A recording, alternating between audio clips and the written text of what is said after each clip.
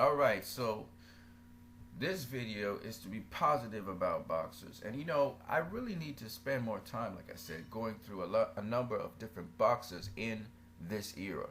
Okay, and I will do that. But first, let me pay attention and homage and some praise to Brandon Rios, because in my comments and even in some hangouts, I actually have spoken somewhat ill of Brandon Rios, which is, when I say ill, I mean negatively about him compared to other elite boxers.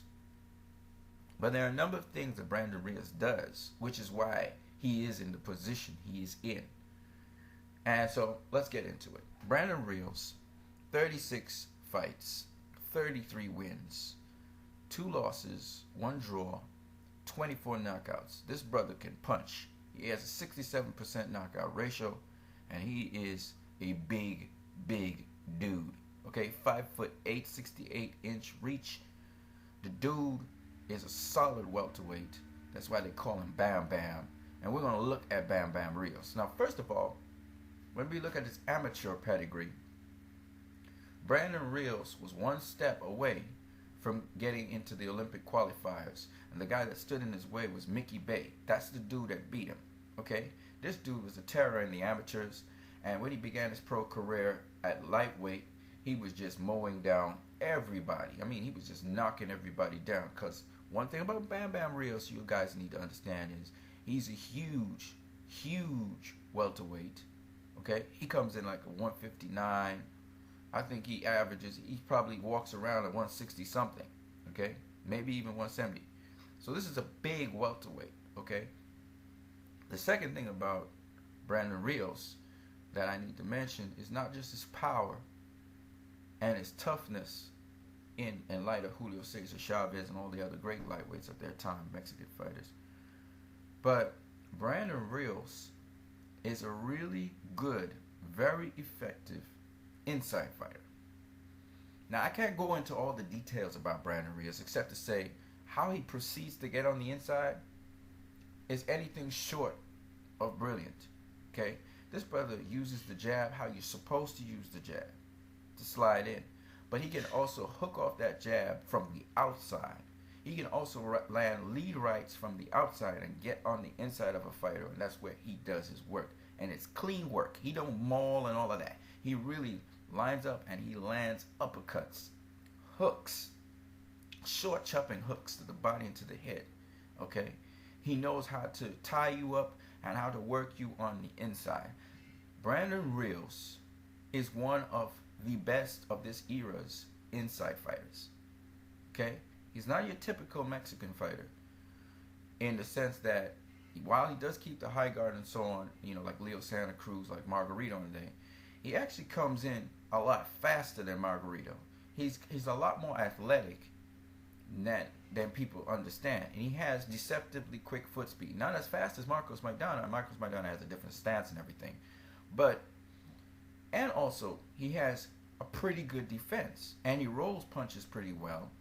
And he has a pretty good chin. Alright? So you're talking about a guy with good power in his hands. Decent foot speed. Very effective on the inside. Good chin and good defense. So Brandon Rios is a solid, solid fighter. The problem with Brandon Rios is that he's not as quick in his reaction time as other fighters are. And also, besides that, he's also not as fast foot speed wise because he plants to really get leverage in his shots. And I guess he's working on that as well. So let's go anyway into the notable names he's fought. Now, let me just make it abundantly clear. Notable names don't really truly tell the picture of the skills and the level at which an athlete is. You have to also look at all his competition as he progressed through his career.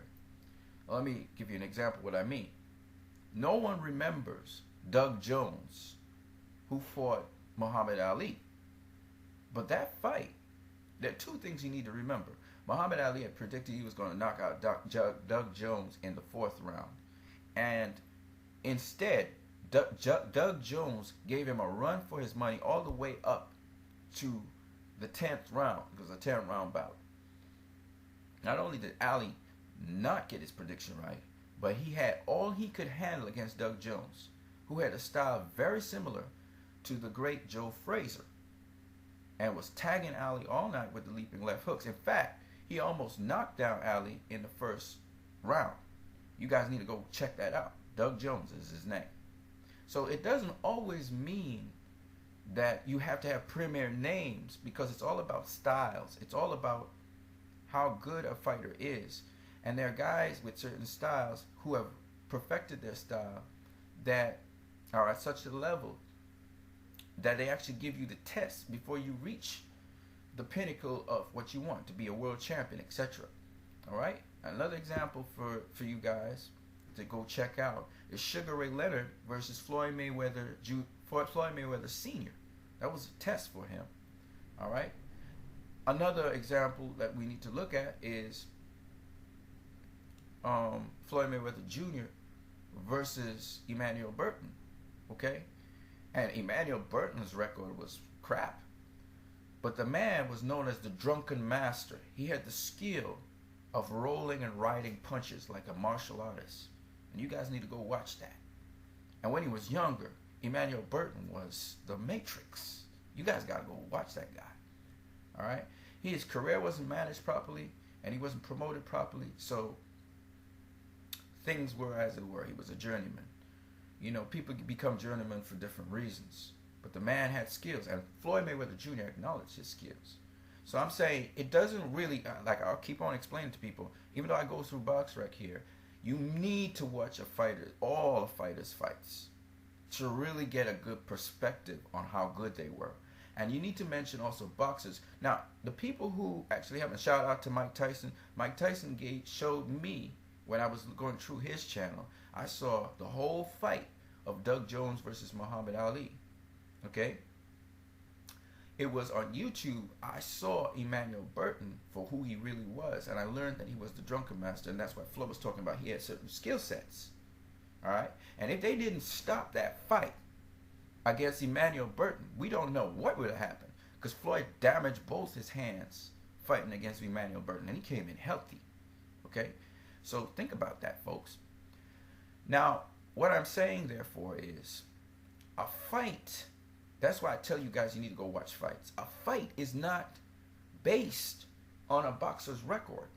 It's not even based on their inspiration and all of that. It's based on the challenge of a style versus another style. Think of a martial arts contest. If you ever watch karate contests, you know, you have different schools of thought. Shiteru, you got Shotokan. You know, when a Shotokan artist comes up against a Shiteru artist, there are certain things a Shotokan artist can exploit that a Shiteru artist can exploit as well. Shiteru, the style that I grew up on, okay, is in close fighting. I catch you at a certain range. You're not gonna survive, because I know what to do in close. Shotokan is mid-range fighting. You see what I'm saying? Mid-range to long-range fighting. They're how they throw their punches, how they throw their strikes are for long distance. See, styles make fights, and a master of a certain style faces a master of another style. Don't worry about his record, and that's why watching fights tells you a lot about a boxer. And if you could fight that boxer, tell you a hell of a lot more about the boxer. And that's why people interview guys like Shane Mosley, who fought Floyd Mayweather Jr. and Manny Pacquiao, because this guy fought these guys. He will tell you the absolute truth about them. He'd been in the ring with them. That's why they interview guys who fought other guys. And sometimes they have different opinions about the thing, because the problem with getting secondhand information. So you take that information and you combine it with information that you're looking at. All right? Let's go on with Brandon Rios anyway. Remember, I am talking to you from a casual fan who's learning about boxing. Get this information straight. I listen to what the boxers say. I watch what's happening in the ring. I'm learning what's happening in the ring and the techniques and strategies. You got to understand, boxers, it's another thing I want to talk about as I'm on Brandon Rios before I go through his resume. Another thing I want to say is boxers don't spend hours in the gym training with a trainer for us to summarize what they're saying in one sentence. It's very complex and complicated what they're doing in there. There's a lot of angles going on in there. The feinting that they do, even though it might look like standard boxing feinting, is a setup for certain things. There's certain holes and openings they're trying to open up and see a reaction, get a guy's reaction to open him up for a certain shot. And people don't understand that. They say, oh, these boxers are just posing. No, they ain't posing. They're producing certain reactions to see if the other boxer would react to it. And when they do, they're looking at the timing for when that hole opens so they can actually put that punch in and still be at an angle where when they throw that punch in, they're not going to get hit back. It's a lot of things going on in boxing, right? I can't explain all of them because I never boxed like that. I never been on that elite level. You see what I'm saying? And there's so much to the boxing. You know, I was listening to the writer who was talking in Deontay Boxing Nation, and he was right about one thing. You also look at the tendencies, the little things that can get you to anticipate what a boxer's going to do next. Of course, it's a lot more complicated than that. You're really looking at angles if you really stop and think about it. It's kind of like if a guy had a gun, you're looking at where he's pointing the gun, the trajectory of that point. But not only that you're looking at the possibility of him changing that angle and you being in a certain plane where even if he changed that angle, he gonna miss you. You know, you ever been in a fight and you're fighting a dude, but you're really not only instinctively, but you're kind of in your mind watching at where his hands are coming to you or his elbows or whatever. If you ever done any kind of martial art or any kind of fighting, you're really trying to dispel an angle of approach, and you're also trying to maintain a certain distance, you know,